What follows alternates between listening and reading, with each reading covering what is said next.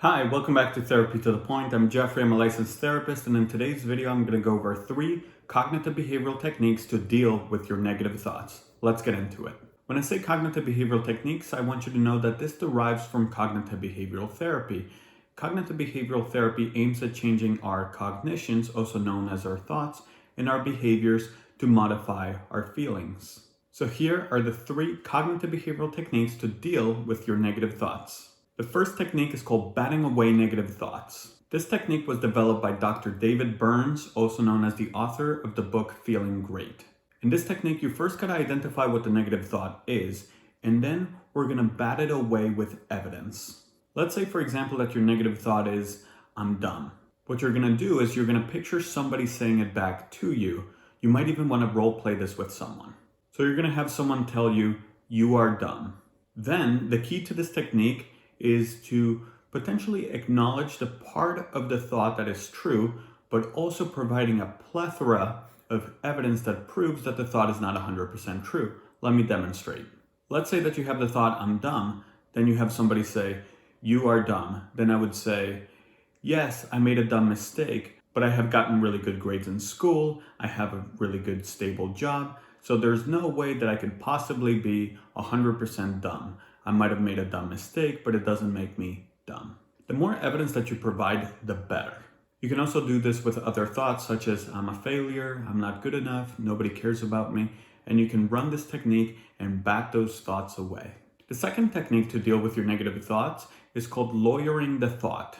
This technique is very similar to the first one, but with a little bit more of a twist. In this technique, you want to first identify what the negative thought is, and then the next step is to get all the evidence that proves that the thought is indeed true. So you would get all the evidence that proves that it's true. So for example, if you have the thought, I'm dumb, you would try to provide all the evidence that proves that that thought is true. So you might say, I got a bad grade here, or I was not able to make this home repair, or something of that nature. And you list all the evidence that you can possibly think of.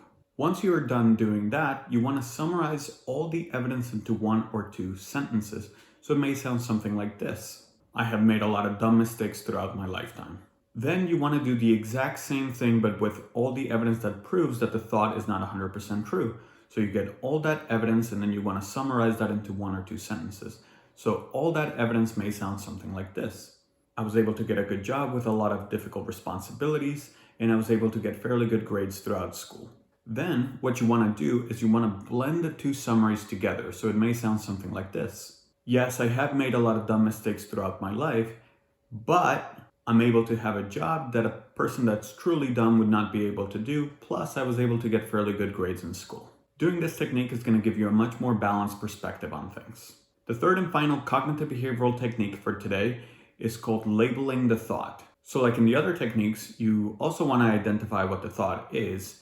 And then you also want to have a list of cognitive distortions that the thought could possibly be. I provided a link to a bunch of cognitive distortions in the description.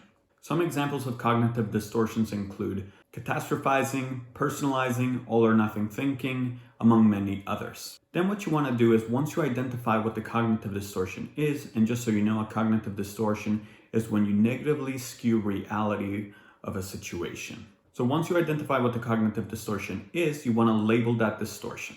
So it may sound something like this. My mind is catastrophizing right now, or my mind is taking things personally. When you do this, you gain distance from your thoughts. And when you gain distance from your thoughts, you're able to recognize that you are not your thoughts, you are the thinker of your thoughts. This is going to help you detach yourself from those negative thoughts. Those are the 3 cognitive behavioral techniques for today's video. That's it for today's video. Thank you for watching. If you like this video, make sure to give it a thumbs up. And for more content like this, make sure to subscribe to my channel. Thank you and see you on the next one.